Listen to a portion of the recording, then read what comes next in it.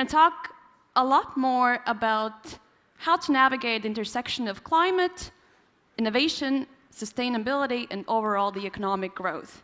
So we're going to dive into such questions as, are startups solely responsible for success, or do we require an increased investment in this space? Should corporations intensify their efforts, or should the individuals within the corporations take the action?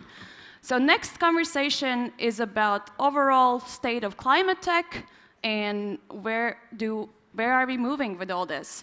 So I'd like to invite on the stage CEO and partner of Baltic Sustainability Awards, Kristaps Cīrulis, to moderate the session, and a beautiful two ladies as panelists, Agate Freimane, a general partner from Norrsken VC, and Kasia Hansen, a co-founder of Comp Act. Round of applause.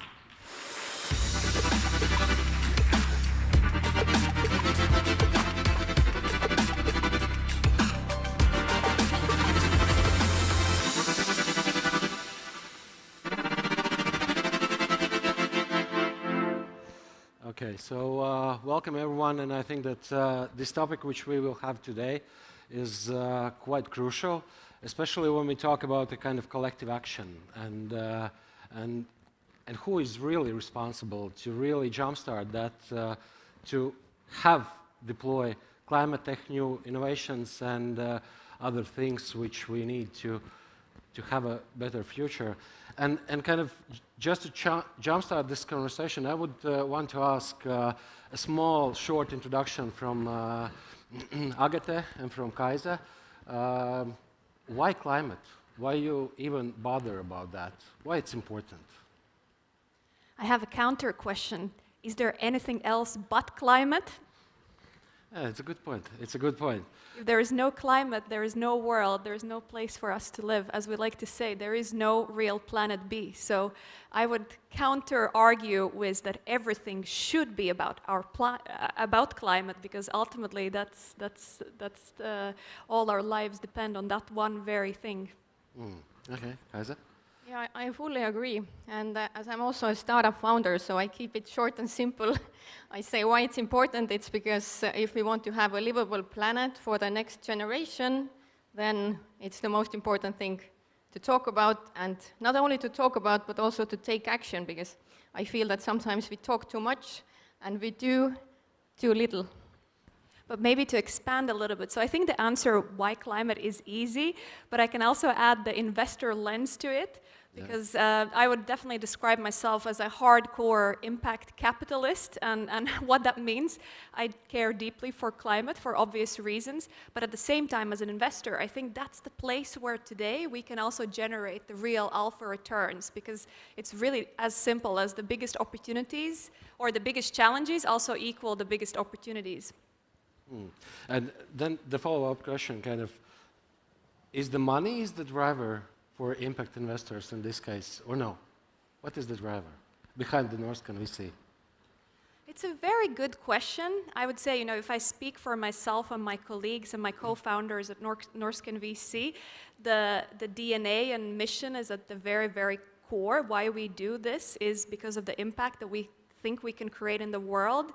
At the same time, we know that how we enable our vision is by selling that we can generate the best returns, because ultimately we need investors. We back startups, but for us to back startups, we need investors. And then the question is, how do we get investors so that we can enable all these amazing solutions? And for us, that really comes down to showing to the world of investors that invest in us and you're going to generate alpha returns. So that's the reality. And I would say that the reality is that I think there are a lot of people like us, and I'm sure the two of you sitting here on the stage, that I think all of us are deeply climate and impact driven. I still think we're probably a minority, sadly, as sad as that is. I still think that maybe 20% of the investors in the world truly care about the mission and the impact that they create, and maybe 80% are still pure capitalists. But I think we can convert the 80% if we really show that there is no trade-off between caring for impact and still applying a capitalist mindset to it. Okay, we will keep a little bit explore that. But before that, I want to ask to Kaisa. You are kind of working, and your product as a startup is inside the companies to really make this sustainability awareness much bigger and kind of tangible.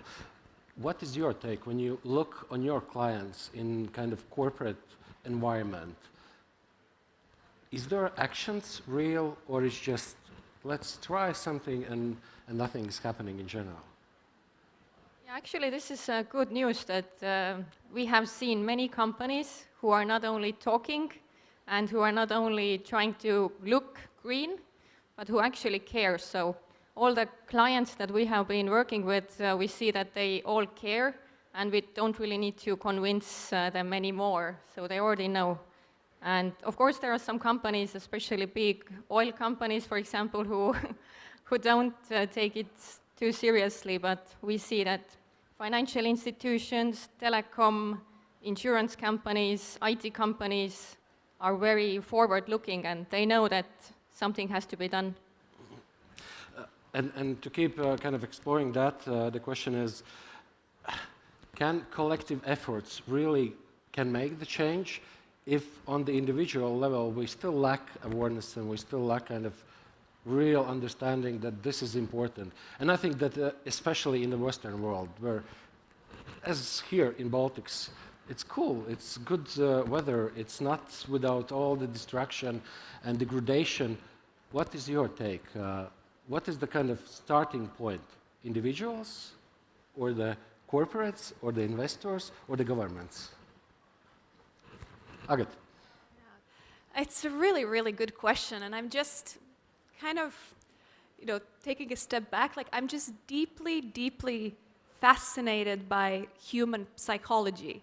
That somehow, the way we work, and, I work that way, and most people work that way, that we somehow always discount the future consequences, that we somehow discount the future self. And it's just like a flaw in human psychology, that somehow we can't truly feel the pain of tomorrow today. And it's just how it works, and that's why we are in this situation where, I've heard crazy statistics that still there is no tangible proof of religion, but more people believe in religion than they believe in climate that is, deeply scientifically backed. And it's just interesting that we just can't quite price in the consequences of tomorrow. So to your question, where does it start? I don't know. Like, I do think in the end of the day, you mentioned like individuals, corporates, or investors. I mean, all of those things are made up of people. So in the end of the day, it all does come down to individuals and people, because, each of us have different influence in our day-to-day life. And I think if all of us truly wake up that, it's not going to be someone else, if everyone else thinks that it's going to be someone else that's going to fix those problems, there is no solution. So somewhere we have to find that motivation in each of us, and we can't wait that it's going to be governments that are going to impose carbon tax or this kind of tax to fix the problem. So I think we have to dig deeper and start to try to price in the consequences of tomorrow already today. Guys? Yeah, I agree, and it's great that you're interested in psychology, me too. And my startup is also actually dealing with behavioral change, so it's all about human psychology. But I agree that actually it starts all with us. So I think most people underestimate their power. We think that, it's just me and I'm so small and it doesn't really matter if I do something or not, it's not going to make a change. But actually, if we think about it, then every day we vote for a better future. And how do we do it? By, for example, with our wallet. What do we buy? If we decide to support the local farmer, if we decide to support the small business, if we take the train instead of the car, and so on. So there are so many small, simple things that even seem to be like nothing.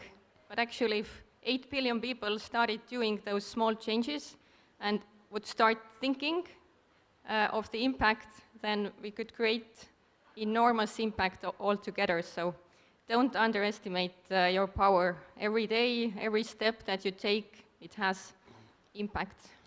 Why do we lack the belief that something, what I will do, will matter? What is the reason? Why don't we have this understanding clear? Maybe it's coming from our upbringing, especially for females. Usually we downplay ourselves. Maybe it's not so much for the males, but for female founders, it's always harder to raise investments and so on to be taken seriously. So I can speak from the female side. Maybe for male it's different, but I think it's just from the upbringing that people think that they are too small to make a difference. They are too small to start a company, but actually nobody's too small. Everybody can make great things. I agree, and it's such a difficult question, and one also I battle with every single day. It's like, am I doing enough? Yes, I'm doing something in one sphere of life, but there's still so many more problems to fix in life that I'm not really applying myself to. And then, I choose what I can do, but there's still a lot of things. But how can we all care about everything at the same time? It's difficult, but I think it is ultimately down to one way to fix that is role models. I think we need just so many more role models. Also, where we think about Norrsken's history and DNA is that we believe that we've been through like a decade of celebrating tech entrepreneurs, where tech entrepreneurs kind of have almost a celebrity-like status, where we really celebrate them almost like gods or goddesses. But we haven't really turned that spotlight on the impact tech entrepreneurs. So can we somehow showcase them more, lift them up from the crowd and sort of say hey, this was probably someone who also thought they can't do anything about climate. But look, they actually went and started a company, or someone who started to work for a company that's doing something. So yeah, maybe we need more role models and more encouragement that shows us hey, if he or she could do it, you can do it, kind of. Yeah. Yeah, and just to add what you said, that it's hard to do all the things at the same time. I think that's the key, that there are two extremes. You don't have to do everything at the same time. You just have to start with one small step. For example, maybe today go and choose a vegetarian lunch. Tomorrow take the train instead of the car. So it's all about small steps, and nobody's going to be perfect. I am not perfect. So it's just that everybody is trying to do their best, and this is what makes a difference. What is the tactics in Norrsken? How you work with your startups? Because you have, as you said, kind of rockstar type of parties in Sweden, and all the actions related. And I think that your community kind of type of in-between startups is quite strong. What is the things which everyone in this room could take as a learning points to really try to implement in our daily lives? Yeah, I think we should just celebrate more, but celebrate the people who really are making a difference or applying themselves to something that benefits all of us. And it's sort of, I think if we celebrate more that, everyone wants to be celebrated, right? So then you can sort of, hopefully someone looks with the good kind of jealousy to the role models and success stories that get celebrated, and with and kind of use that what we call the white jealousy, and be hey, I also want to be celebrated as the climate champion or impact tech champion. So yeah, I'm gonna try to do that. Okay, and then the next question, which I would want to both of you ask, when we talk about thriving climate economy and kind of bright future, what is the main ingredients to really have it, from your personal perspectives? One thing that I can point out is that as I'm also active in circular economy and circular design, then one part of economy is how we produce our products, how we design them. So the first thing that is crucial to change is the way we design our products, because 80% of the product's carbon footprint starts with the design. If the design is going to be modular, if it's repairable, multifunctional, and if it's designed in a way that it's long-lasting, durable, and so on. Again, it seems to be a simple thing, but sadly, many companies have this planned obsolescence in their products, meaning that your phone, for example, it's designed in a way that it will die after 2 or 3 years so that you would buy a new one. It's like planned obsolescence, planned way to make you consume more. And the good news is that EU is going to ban this planned obsolescence so that companies are not allowed to design products this way anymore. So I would say this is one core thing, one of the first things that we can do, all companies can do. Also, if you are, as a consumer are looking for products, then you should look at these 3 things, if it's repairable, modular, multifunctional. So this is one thing from circular economy. But then I have a follow-up question. And to Agate as well, you kind of started that you are pure capitalist type of fund in general. And the question is, how you kind of balance in between impact and gains you need to gain and kind of have a company which is successful, essentially, and sustainable, not only from environmental point of view, but really from money point of view as well? It's interesting. I get that question quite a lot. Like, in the end of the day, is there a trade-off between the impact and financial returns? And the true story is that when we started 7 years ago, our very first fund was a 1x fund, which meant that we raised capital from investors, and we told them that we're going to be impact-first investors. So we don't really care about the financial return. We're going to give you back your capital, but you can be sure that that capital created a lot of impact. So in the early days, our strategy was fairly mixed. We did for-profit, non-for-profit, something in the middle. And what happened that literally in the space of 2 years, anything that wasn't 100% aligned, where impact and profits go hand in hand, those companies ended up failing super fast.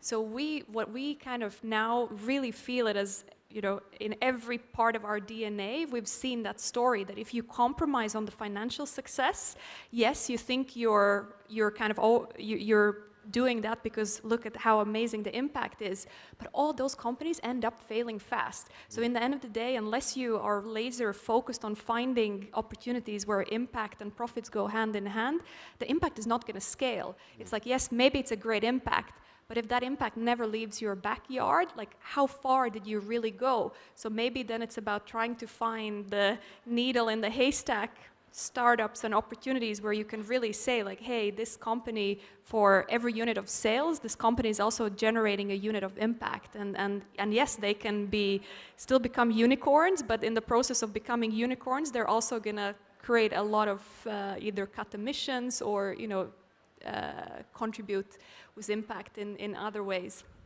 Yeah, Kaisa? Yeah, I agree that also me as an impact startup founder, we also have been struggling with that, is it allowed to earn, how much profit are you supposed to earn, and so on. But as long as you invest the profit that you make, you invest it in your business or you invest it into creating more positive impact, then actually there is nothing bad about profit as well, as long as you have it in a good balance. But I would actually, talking about climate economy, I would like to challenge one understanding that is very common also from the European Union and the Green Deal, is that we can achieve climate neutrality at the same time having endless economic growth. So this is something that I would like to challenge, that of course companies need to earn money and need to make profits, but actually we cannot have endless economic growth and at the same time the CO2 and other pollution levels to go down, because this doesn't make any sense. I would like, if somebody is in the room and can prove me otherwise, then I would like to talk to you afterwards. But if you produce products, you extract the materials, you use a lot of resources, so always when the GDP is going up, also the CO2 and all the pollution, resource use, it's going up the same way. So here is the question: how can we achieve climate neutrality when we still have endless economic growth? So this is something that I would like to challenge. Agate, maybe you have a take. How to find this silver bullet or balance in between these two things? It's a very good question, and I do think that as much as I sort of claim that the solutions that we're looking for are those sort of true impact capitalist solutions where both it's good for your business, but it's also good for the planet, without some kind of big framework shifts at regulatory level, carbon tax, net zero targets, et cetera, where we're not fully going to get there. But my hope, my naive hope, but also always being kind of a glass half full kind of person when it comes to everything, is that the prediction that you say, sort of that paradox that, you know, you can't have economic growth without damaging the planet. I truly believe that that's based on what we know today and the solutions that exist in the world today. I'm pretty confident that if you take another look at the world in 10 years from now, the world is going to look completely different, and the solutions that drive the economic growth are going to look completely different. So I have a little bit of a naive leap of faith to be that, yes, that statement is correct with everything that we know today, but the world is going to be different and the facts will be different 10 years from now. And I hope that there is going to be rebalancing towards solutions with circularity in mind, with planetary boundaries in mind, and that hopefully we can eat the cake and have it, as they say. So the question then is, when we look on the kind of collective actions, collective and community-based activities, when companies, as example in circular economy, try to find waste as a resource and try all those things. The question is, what is the key to success to really have this symbiotic relationships in between? Is it transparency, money, maybe, or what it is? What is the drivers? I think to a large degree, it's the cost of R&D, because even today, if we think about circularity, or if we think about carbon capture or any kind of truly innovative technologies, what's been holding us back is just the incredibly high cost per unit, where doing the environmentally right thing hasn't been the financially smart thing to do. But if you look across a lot of different industries, even if you look at how much the price of solar has gone down over the years, how fast the price of carbon capture is going down. So I think the key is really to the R&D and the cost per unit. And if we can keep innovating and if we can bring the costs down, that enables circularity, that's where it becomes both the profitable solution, but also the environmental solution. What is the blocks which you see are not enabling us to do that? It's simple. I wouldn't even say it's like innovation and R&D has to run its course in a way, and it is running its course. And I just think we have to be a little bit patient, keep applying resources to it, keep investing heavily in R&D. So that's also what governments can do at the top-down level, is that we just need a lot more money going into innovation, because ultimately what we want is make circularity cheap. And without R&D, we're never going to get there. And if we don't get there, we're never really going to achieve break that myth that we talk about, that you can't have economic growth and with good environmental impact. Kaisa, your take? Actually, I used to work at the university's innovation center for 4 years with spin-offs and startups, and I also saw that actually there are so many great solutions, but quite often they get stuck in between the university's walls because there are not enough investments or money flowing in. So there is definitely, this is one of the topics that should be tackled. But in general, it's such a wide topic. If anyone wants to read more about alternative economic models, then I recommend you read a book called Less is More by Jason Hickel. He has quite an alternative view, which is actually nothing too extreme. It makes sense. And there he also speaks how we should eventually, if we want to consume less, which we all agree that we should consume less, then we should also produce less, actually. So we have to find this magic key, as you say, that how is this going to be possible in a sustainable way? Of course, there are many different ways and tools that help: circular economy, circular business models, product as a service, renting models, and so on. They are already working. Bolt, for example, is a good example for product renting business model. Product as a service that you don't have to own things, but you can rent them, so you own less things, but you still get the same experience or even better. And in general, I think if we want to build a climate economy that is sustainable, then we can learn a lot from nature. Many scientific and innovations have actually come true by observing nature. A helicopter, for example, is from one flying insect and so on. So if we look at nature, then we see that there is no waste. In the spring, the tree will get its leaves. In the autumn, it will fall down, but it will not be waste. It's going to be fuel for the same tree and other plants to grow next year. So this is a simple example, but actually the whole life should function this way. So simple ways how nature works we can adopt to the economy and to the innovation that we have. So, I love your kind of simple ways of how nature works, but I think that we still lack a whole lot kind of understanding how really nature works. So the question then is, what is the simple, really simple, actionable things which everyone can do as a company to really start to kind of accelerate any type of better operations in more sustainable way? What it would be, from your point of view? For companies, of course, first thing is to understand where is your main impact, negative impact, I mean. Where is the carbon footprint, where is the highest, and then try to measure it and see what you can do to reduce it. So it's one simple thing, do the carbon footprint measurement and then try to take action.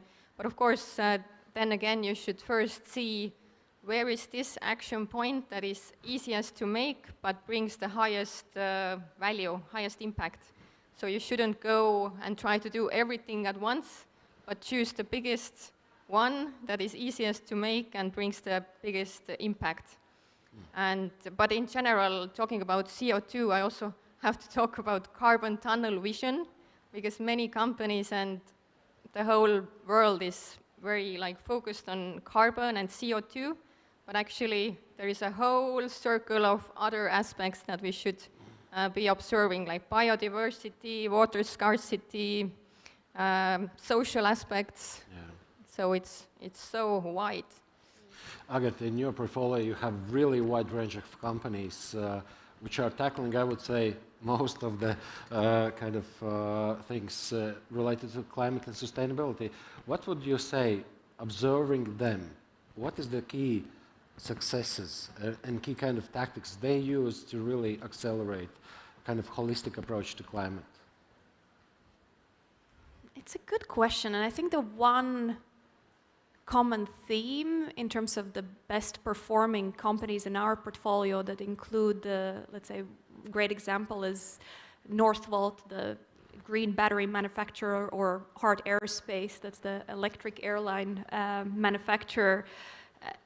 It's really down to this, the biggest challenges equal the biggest opportunities. Where we really see these companies succeed is that the market is crying for solutions. And then if you're at the right time and the right place, and if you can feed that, let's say Northvolt, when we invested in Northvolt, sort of the notion of electrification had already caught on. But at the time when we invested, still if you look at all major automakers were pledging that by years 2030 or whatever was the target, that we're going to be 100% electric. And then when you looked at the data, like, okay, to be 100% electric for Volkswagen or BMW, to be 100% electric, how many batteries do they need? And then you look at the supply in the market, and it was insane. It was like 1 to 10 supply-demand dynamic, and you were like, this makes no sense. All of the companies around the world are making these pledges, but there is just no supply. So which is going to be the company that's going to bridge that gap between the supply demand? And for us, I think a good rule of thumb has been to seek out the opportunities where you see this massive supply demand gap because one, that equals good business opportunity and immediate go-to-market. You have a queue of buyers, but at the same time, intuitively, that also means that those are the most pressing problems that are not, enabling to unlock the next step in our climate transition. So, and that's again like a nice example where you prove that the biggest financial opportunity is where there is the biggest kind of supply-demand imbalance, but by definition, that also means that that is the missing key puzzle for the next climate transition. So let's explore more in that. You mentioned about the corporates who make the kind of large targets, and in the last 6 months, there's large companies who are kind of backing back and saying that we will change, we are reassess our statements. What do you see in the market? What is happening in reality now? Why it's happening? Yeah, on one hand, it's sad in a way, but I think it comes down to also, if you think about history in terms of, doesn't matter whether it's climate movement or is it, back in the days given women voting rights or even, America's civil movement, it's always down to the loud minority. Like any shift that has ever happened in the world has always been down to the loud minority, that there's the loud minority that is really, really unhappy. And it's painful in the beginning, but then bit by bit, they convince more people to join the cause. And then at some point, it just tips over and you just kind of drag everyone else along. And the same is happening with climate. I think there is that big, loud minority that cares about climate, and dare I say, it's not a minority anymore. I mean, we have COPs, we have, I definitely think that we are close to that tipping point, but the fact that some corporates are backing down means that we're not quite at the tipping point. But I feel that, we need to push on, that suddenly the naysayers become the minority, that we're the majority, and we're just gonna have to drag them along in this movement. So I think that the corporates that are changing the agenda, they're the last minority that we just need to drag along in this movement. Okay, guys, your take? Can you repeat? So when you work with the corporate companies, a lot of them in the last 6 months kind of backing back and saying that we will reassess our targets and we will start to look on our impact kind of assessments in a little bit different way. What do you think is happening in these companies when they are deciding and saying that what we promise we will not do, and we will reassess that?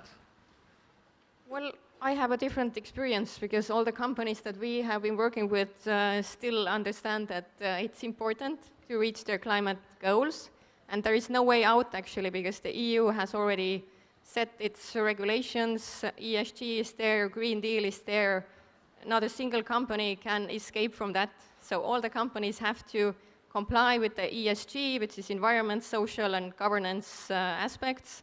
All of them have to have an ESG report, and there are so many good examples of how companies who are continuously investing into being more environmentally friendly, being more sustainable, how they are actually reaping the benefits, so it definitely pays off.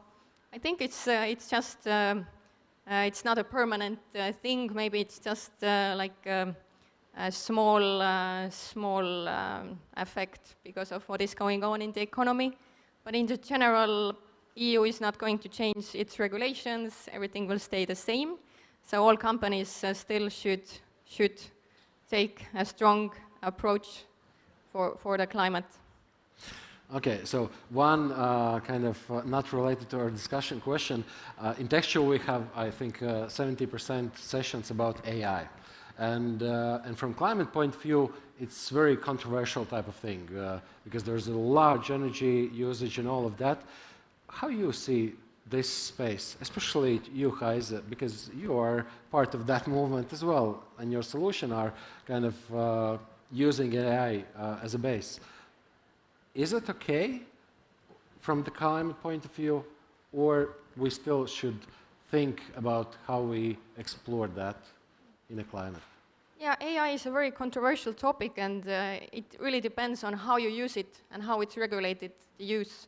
Because if nobody's regulating it, then it can go really wrong But if somebody's regulating it and you are using for a good cause, then it can help. For example, we are using AI and we have a software on how to help companies build sustainable habits among their employees. So if we would want to do it manually or just with workshops, then we would spend like years, I would say, if we would want to get all this information to all of the employees that the company has. And sometimes the company can have 3,000, 10,000, 100,000 employees. So it's quite impossible, but with the help of AI and software, not only AI, we can achieve it 100 times faster. And it's all automated. We don't have to put, otherwise I would be the one to go to each company and try to coach them how to be sustainable. It would take me like 1,000 years. But with the help of software and AI, I can do it in a few months. Mm-hmm. So this is something good about it. And Agate, what is your take on AI if you look from your fund perspective? Because your startups and portfolio is, most of them, very kind of tangible, CapEx-heavy investments and real climate tech solutions. What is your take on AI? Yeah, it's interesting. It's definitely the defining technology or the defining technological breakthrough of the decade. And again, if I think as a VC investor, if we completely miss that train, we probably will not be relevant as a VC investor. I think without betting on some of the biggest AI opportunities in the market today, you probably will never end up being in a top quartile performer as a VC fund. So for us, we've had almost this existential question where we see the VC world betting big on AI, we're impact investor, what are the pockets of opportunities that we can play that could also lead to those outsized returns for us as a fund? And where we have zoned in, we sort of have mapped, all the different sectors and all the different industries, and the one that we're double clicking as an impact investor is everything that's happening in biotech and chemistry for AI. So for instance, and there's so much innovation and it's fascinating. And I really think that some of those technologies are going to be some of the most world-defining technologies. One of our recent investments, for instance, it's incredible. It's former co-founders of AlphaFold technology, part of DeepMind and Google. And what they're building is that Today we have mapped out about 1% of chemical reactions in the biosphere, but today with Gen AI and all the latest technological capabilities, there's a good chance that with technology, we can map out the rest of the 99%. Wow. And just imagine the possibility if we can do that. Then when we talk about kind of sustainability, that today one of the kind of blockers of circular economy is the cost and R&D. But if we can unlock, and to your point about nature, like if we can unlock the true power of nature and apply that to every solution that exists in the market, I think we're going to solve climate crises in 10 years. It's so my glass is always half full, because I do think that there are some game-changing technologies that are in the pipeline that are enabled by AI that will ultimately make a huge difference for the fight against climate. Okay, cool. So we are basically in the end of our session, and the last question which I want to ask, even not a question, what would be your advice to everyone here, how to look on the climate and start to act really and do something? I think the main thing to understand, and this is also what me and my startup is doing, is we try to make people understand why it's important in the first place. Because also, as Simon Sinek says, start with why.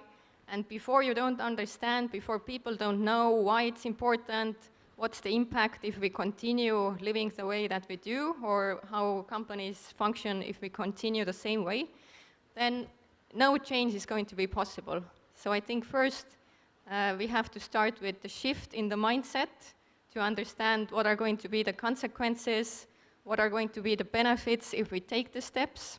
And of course, this is my job as well, to help the mindset to shift. I am trying my best, but everyone out here can also do their part. And as I said, start with small steps every day.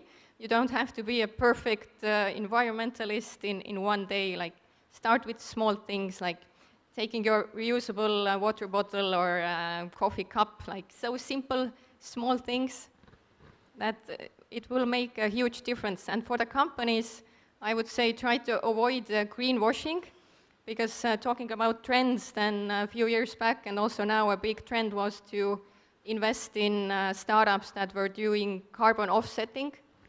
And of course, it's a bit sketchy, and now the European Parliament has voted that it's going to be banned for companies to solely have their climate ambitions only based on offsetting. So there is always something that you should understand if something is truly solving the root cause, or it's only solving the imaginary thing, or it's like fixing a wound with a plaster, or you're trying to fix it really. Like, what's the root cause? Thanks. Agate? I would say just remember that every single change in the world, every single shift started with the loud minority, and I think we're past the loud minority, as we said, I think, but it's really, you have the power, you have the power of influence, and that starts at your home, at your place of work, where you can apply pressure. You can be that loud minority at your company and say, hey, why do we not care about these topics? You can be that loud minority in your local communities and even the governmental elections, where it's like, hey, why are our politicians not talking about climate in Latvia? Like, it's not really on top of the agenda. Why? And I think if you got every single person at TechChill to care about that, then I think I'm pretty sure that on Panorama next election cycle, we can actually have politicians debate have debates around climate. Thank you. So with that, we are closing this session, and I think Agate and Kaisa kind of shared a lot of insights, and seize the opportunity. Everyone in this room can do something to really shift and make our generations, next generations, in a way that they can thrive, not survive. So with that, thank you, and I hope that you enjoyed, everyone. So that's it. Thank you. Thank you.